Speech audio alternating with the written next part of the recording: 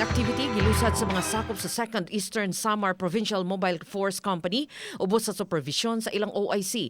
Hiniusa nila kining gilusad ngadto sa barangay Naparaan og Salcedo. Ang pagpakabana nila sa kalikupan giulagway nga plant trees save lives.